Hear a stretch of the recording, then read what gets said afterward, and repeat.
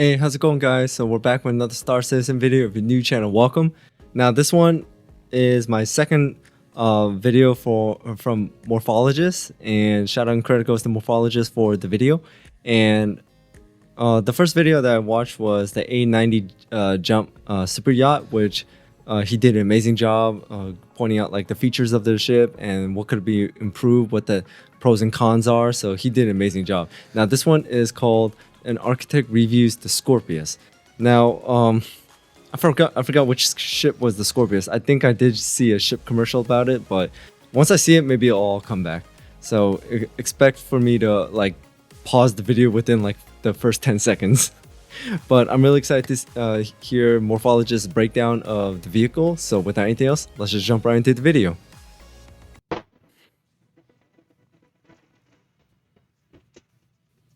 Oh yeah, it's those X-Wing looking vehicles. And what I remember about those was I kept on saying it looked like the X-Wing 2.0, and on top of that they have like some sort of EMP charge and burst weapon. So that's what I really like about those ships. But like I said, those looked amazing.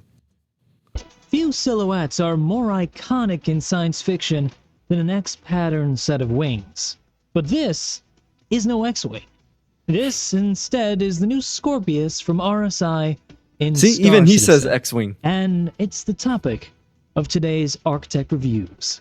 Hey guys, Morphologis here, and welcome back to another episode where, as always, I'll utilize my experience in the field of architecture to examine something in the digital realm. Today's topic is a ship that borrows heavily from the iconic design that we know from Star Wars, which has made yet another superb entry in the Star Citizen lineup of heavy fighters. But is the design too derivative, and could it be considered stepping over the line into the realm of plagiarism? Or has CIG's designers gone far enough to make it their own? Whatever the case, one thing you should consider making your own is the sponsor of today's video, NordVPN, which now not only helps you hide your IP from really work out on a 2-year plan and get an additional month free. Oh, and if none of this really works for you, you can always get your money back with their 30-day money-back guarantee. Alright, let's take a look into the Scorpius. By the way, amazing design of the ship. So it probably just can't be avoided. Let's first tackle the design before moving on to the function and specifications of the Scorpius.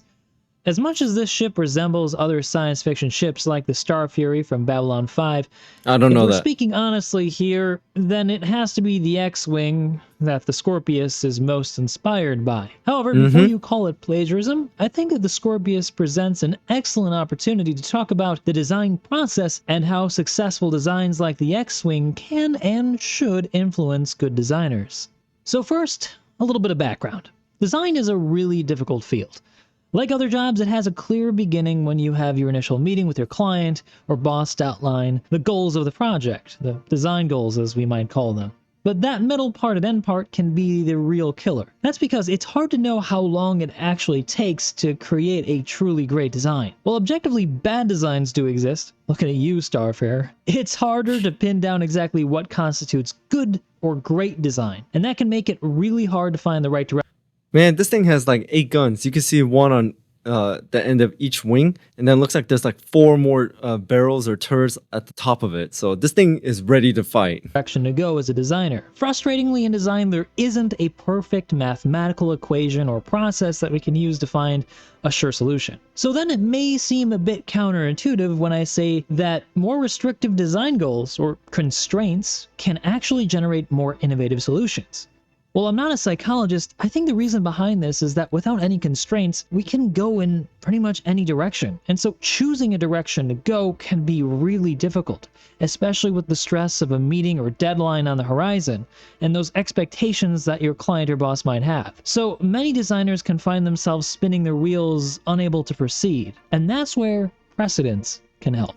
I like how it's flying low enough to like the top of those hills or mountains that it's generating enough, like, how do you say, wind or turbine that you could see the snow like lifting off the ground. So I really like those like small little details. As a designer, one of the first things you'll learn as part of the process is to look at precedents. In other words, designs that already exist and that check the boxes of the design goals for your project. Yeah, These look at that. precedents might include things like size, feeling, color, emotion, etc., and it can get pretty abstract. But generally, the precedent that you want to find almost always includes a direct example of something similar to your project. So, for example, if I want to design a really great library in a forest, I'll look for designs of libraries and forests that have already been built to get me started. Now, obviously, there's a danger here in becoming too derivative and coming off as uninspired, or at worst, you might be accused of plagiarism. And that's where the rest of a designer's process comes in. A good designer will take bits and pieces of their precedent to help them inform the design, while taking into consideration things like context and other hard restraints that might influence the project, like regulations that require certain sizes for things, or in SC's case, it's CIG's design metrics which define the size of modules, characters, and their animations. So keeping that in mind, let's take a closer look at the Scorpius and determine whether or not it's plagiaristic or too derivative of the X-Wing. Well, here you can see that the designers actually have clearly, in my mind, made the ship their own, especially in its... Yeah, I mean, when it's closed, it looks like its own design, but when it opens up into that like X shape, the first thing that came into my mind, because I'm a huge Star Wars fan, is the X-Wing. Now, I know that could be like borderline plagiarism because it really does look exactly the same. Even the turrets are placed in the same place as the X-Wing. So that could be a little questionable, but I don't know the rules of plagiarism. Well, besides, don't take someone else's work, obviously, but like the limits of plagiarism and how, what's the limit of similarities in design and features until it actually crosses over that line. So, like I said, I'm not an architect or I'm not an expert, so I'm just listening to what he has to say. It's landed mode. Here, the design becomes more reminiscent of other ships in Star Citizen, especially those in the existing RSI ship lineup, like the Aurora. In fact, much of the design cues along the wings, the angular hull, the thruster cones, and even more broadly the shape language of the fuselage all show strong relationships with the RSI Aurora lineup.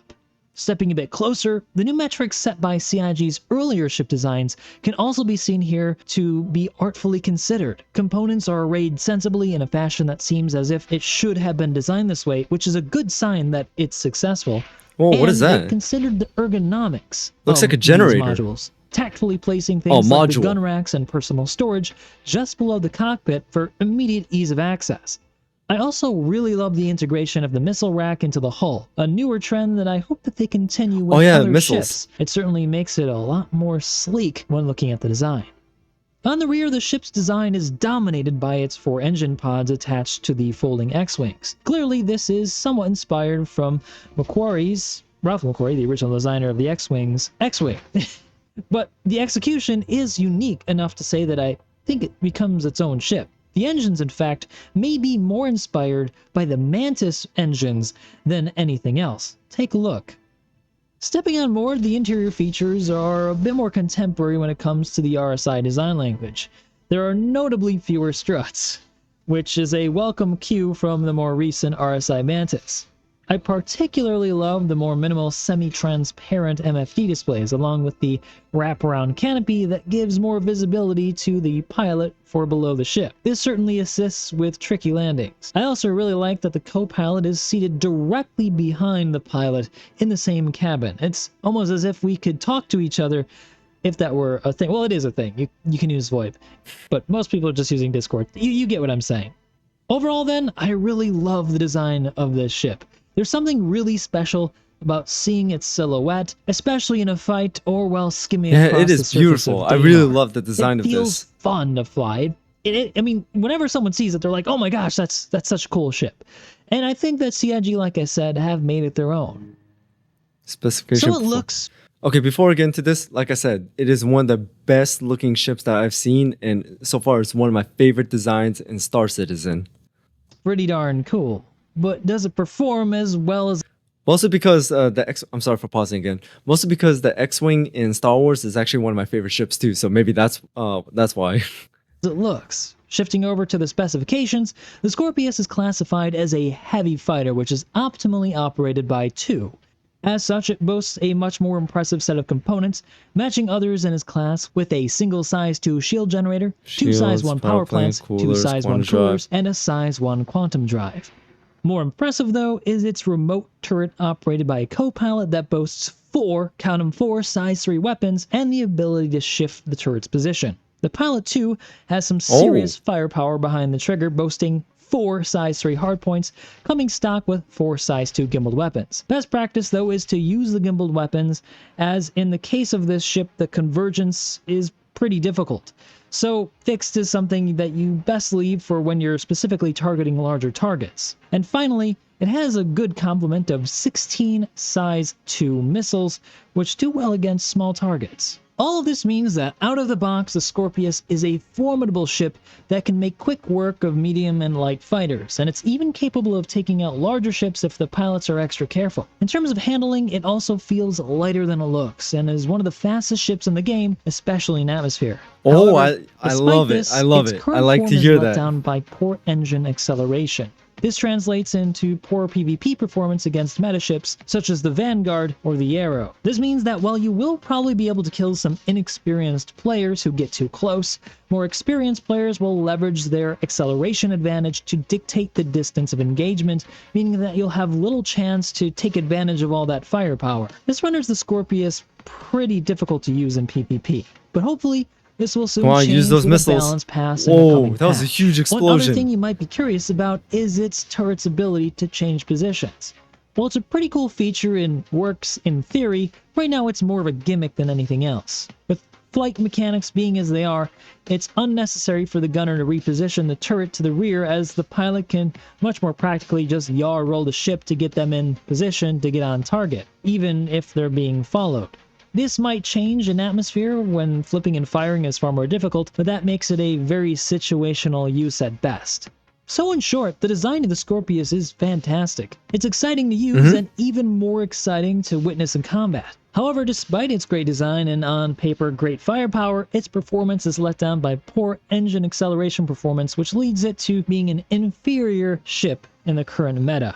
This may and will likely soon change, but for now, you might want to look to other options if your goal is PvP. However, the story changes quite a lot when you bring this thing into PvE, where it is an absolute monster. In fact, it may be one of the best options in the game right now to run high-level bounty missions with a friend. So if that's your goal with this ship, this may be the ship for you. But what do you think? Is its good design, nimble nature, and prowess at PvE enough for you to overlook its poor performance in PvP? Or is the fact that it's out of the meta a deal breaker for you? Or could it be that you just don't like the design? Whatever the case may be and whatever your thoughts and feelings are, I want to know about them down in the comment section below. Anyway guys, that's all for now, and don't forget, if you're looking for a great VPN service and you want to support the channel, head on over to nordvpn.com/morphologis to get a deal on that 2-year plan. Hope to see you out there in the verse.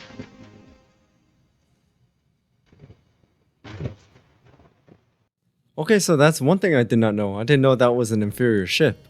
But either way, like I said, I love the design of it, and the turrets, the missiles, and everything looks amazing. And yeah, and I also like how he was on the same page as me. Look how it looked exactly like the X-Wing from Star Wars, but just like a huge upgraded version.